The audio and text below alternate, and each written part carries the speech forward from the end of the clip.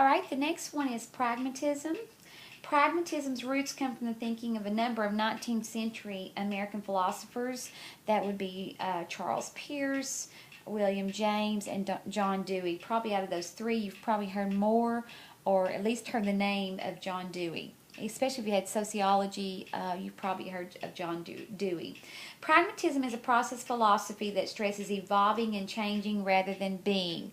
You're constantly changing the way you do things. You're changing as an individual. You're growing as an individual. That brings about an evolution.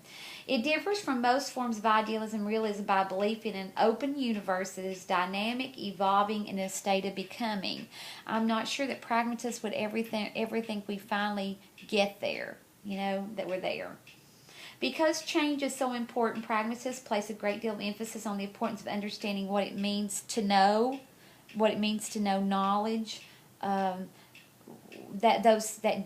deep thought of why we know what we do and why should we know the things that we think we should. I don't know. It's a deep way of thinking. The pragmatists believe that we learn best through experiences, but pragmatists believe that the experience changes both the knower and the world. So yes, they would do a lot of experimentations in the room, in the classroom, but they feel certain that it's going to be that the experiment should be things that changes you as an individual as well as things that will affect the society. Pragmatists stress applying knowledge, that is using ideas or instruments for problem solving. We don't do enough of that. Research says our current students can't think through and find answers to their problems. They're so dependent on the teacher giving the answers and the way to work the problem. Pragmatists do not believe in absolute and unchanging truth or values. It's forever changing in their mind. The teacher needs to help students learn to question what is and solve problems as they naturally occur. Pragmatists prefer a curriculum that draws the discipline together to solve problems. How can we fix this? They might take a PBL. A PBL would be a great thing for the pragmatists because they would love solving real world problems. Pragmatists emphasize that truth is found in the real world, which is always changing, which means truth may always be changing. Pragmatists are less interested in transmitting large bodies of information. Rather, they favor solving problems through interacting with the environment in an intelligent and reflective manner. So there would be lots of small steps to lead to a big step.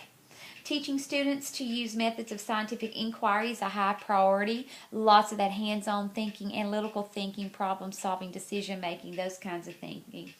Pragmatists view the school as a community of learners. And then lastly, a curriculum based on the philosophy of pragmatism is best described as interdisciplinary because there's so many different pieces of the puzzle coming in to make up the one. Lots of pieces. It would kind of be like the United States, all the states coming together to form the United States.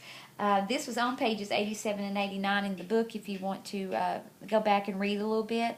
As before, stop the video. Go back through A through N that's on the outline here in your notes and tell me what of those things do you agree with, if any, and if all, tell me all. Let me know what your thinking is.